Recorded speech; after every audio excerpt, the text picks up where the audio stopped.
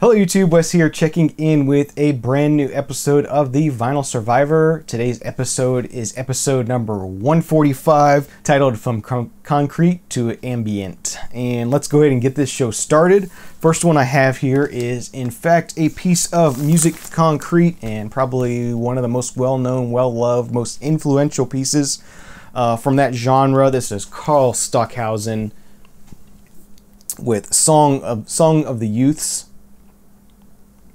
on Deutsche Grammophon from 1962 is when this was originally released, even though it was recorded in 1954 and 55. Yeah, very, very early piece of music concrete, or music concrete, however you want to pronounce it. Basically a mixture of sounds and tones and textures. It doesn't really follow sort of a traditional song format. It's just sound sort of coming at you. This was originally recorded to be sort of almost a surround sound experience. Some of the tracks were recorded as a five track sort of surround sound experience, and some were recorded as 4 tracks, and it was meant to sort of come at you from all sides and be a very textural kind of experience. So very, very interesting listen, very challenging listen. It's, you know, some people would say this is not music. I would disagree. It is music, but it's not anything like a traditional sort of song format. It's sounds, it's textures, it's tones, electronic bleeps and blips and blops and voices. Sometimes the voices are just sort of sounds. Sometimes the voices are just words. Very, very interesting to listen to. You have everybody from Kraftwerk to Bjork saying that this was influential on their music career. So a very interesting and influential piece of electronic and music concrete. And this is a nice tulip label pressing on Deutsche Grammophon. So very, very nice find. I really didn't know what I had when I found this. I think I got this at the book sale, the library sale.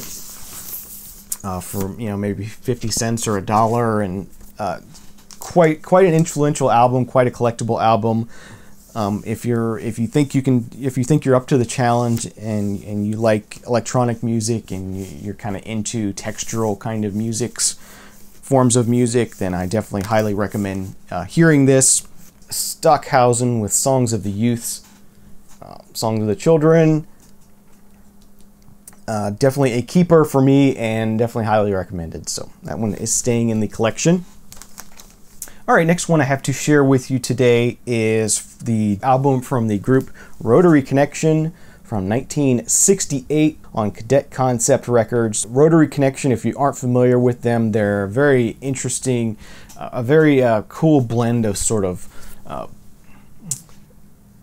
soul and rock and funk and jazz and just a lot of different musical kind of mixtures of sounds, and just a very fun group, a very interesting group, very groovy sort of music.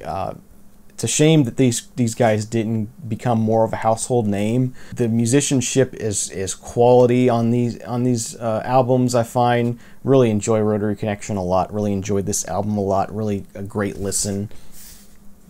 You know, you get the great Minnie Riperton, Bobby Sims, Charles Stepney, Mitch Aliotta went on to be in the Aliotta-Haynes trio.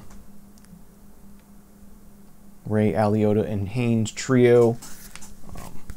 But yeah, really cool, just funky and jazzy and soulful and rock and roll and psychedelic at times. And this is Unipack here, and that's on the Cadet Concept label. A Rotary Connection staying in the collection. Awesome stuff. All right, the next album I have to talk about with you this evening is the 10th studio album from the jazz artist Hugh Masekela, just titled Masekela from 1969. Really, really killer soul jazz here. Really, really enjoyable soul jazz kind of stuff dug here in this. This is on the Uni label. Really pretty Uni label there. And yeah, I mean, it's, as I said, it's soulful, soul jazz, really good on a sort of kind of a chill kind of time, late in the evening, you know, Sunday morning. Just you know, when you want kind of a nice sound and sort of funky kind of jazzy kind of feel. Really good album to put on. Hugh Masekela with Masekela, and that one is staying in the collection.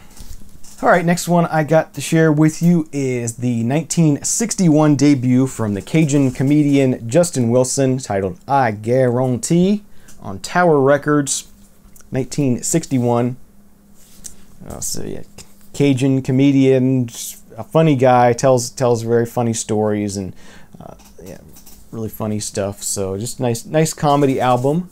The label on that one. This might be a later pressing of it. I'm not 100% sure. I haven't done that research on it yet. Yeah, just a funny guy. You know, if you haven't heard Justin Wilson, you probably should. He's just a really funny Cajun comedian. He's a little bit difficult to understand at times just because of his accent, but just tells some really funny stories. And he had a funny cooking show on PBS years ago that I used to watch all the time. But yeah, Justin Wilson, I Guarantee. I actually saw him in person once at the local library, which is cool. All right, next thing I have to share with you is a piece of dance or disco music from Patrick Cali. This is the 12-inch single for his track Manergy from 1981. It's very much an electronic disco kind of sound. It's moving into more of electronic sounds. Pretty interesting stuff, very interesting artist. I do pick up his stuff when I can find it. He did a lot of soundtrack work for porn movies, but he was a very interesting musician and had a knack for making some really interesting songs. So these are a couple of interesting sort of dancey kind of disco-y kind of tracks. So have these to listen to, and I enjoyed them. Fusion Records out of San Francisco. I believe this was his first single also that he released. He died in like '84. He died of AIDS, and so his career was pretty short. But yeah, just a really good artist and made some interesting music. So definitely like to collect it, and this one is staying in my collection. Moving on into the 21st century, we have the 5th studio album from the group Besnard Lakes from 2016. Besnard Lakes are a Montreal psych rock group, kind of do a very shimmery kind of psych rock. The album cover matches the sound of the music quite well. It has that very shimmery psych kind of feel to it. Really enjoyable music. This was my introduction to the band. I just picked this up as a blind buy. Really ended up enjoying it quite a bit, and it's been bouncing around in the inbox for a while, and I finally got it through the Survivor series, and yeah, it's definitely a keeper for me. I really enjoyed listening to this. So if you think you might like some shimmery kind of psych, not necessarily light, but sort of a psyche feeling, kind of shimmery kind of stuff, I definitely recommend this group. First pressing on white vinyl. Very nice. So yeah, that's the Besnard Lakes with a Coliseum Complex Museum, and that one's staying in the collection. Very good.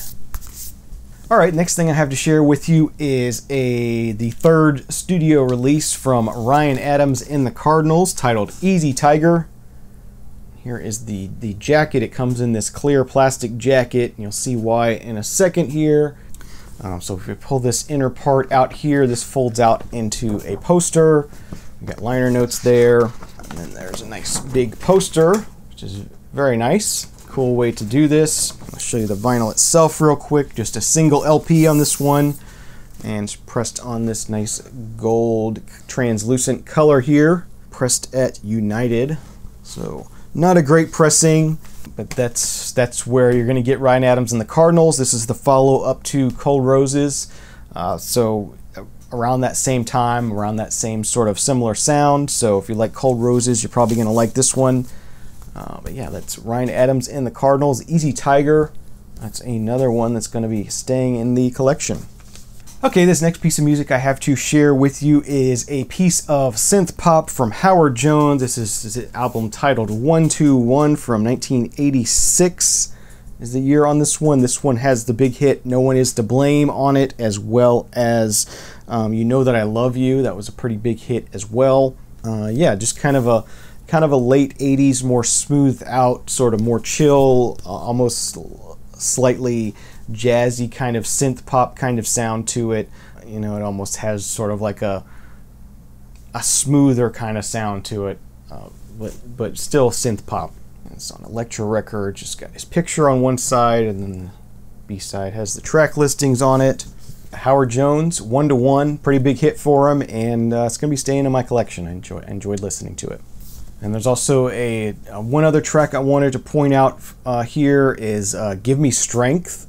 Is sort of like almost a dub song, which is really cool. Kind of a deep track, so I like to point those out when I have the chance. But yeah, check that one out. Give Me Strength if you want to hear something interesting that you might not have heard from this album. Really cool track. All right, next up, staying in sort of that late 80s, mid to late 80s, sort of cooler, jazzier, sort of synth poppy kind of stuff. We have the Style Council with My Ever-Changing Moods. Geffen Records definitely has a very smooth, cool sound to it. A little bit of an English rock kind of sound to it, English kind of sound to it anyway. Sleeve with lyrics or just lyrics and liner notes on it. It's on the Geffen Records label. So yeah, the Style Council, My Ever-Changing Moods from 1984, staying in the collection. Another one that gets a thumbs up from me, an enjoyable piece of 80s pop music. All right, so we started out this episode with a piece of early musique concrète electronic music, and we're going to finish this off with a later piece of electronic music. This is from the founding member of Tangerine Dream, Edgar Froese. This is his album called Aqua. This is his debut studio album from 1974. Just one piece of music that runs around an hour, basically, or runs about 50 minutes, actually. And you can definitely see the progression of electronic music if you compare that first piece of Stockhausen music to this.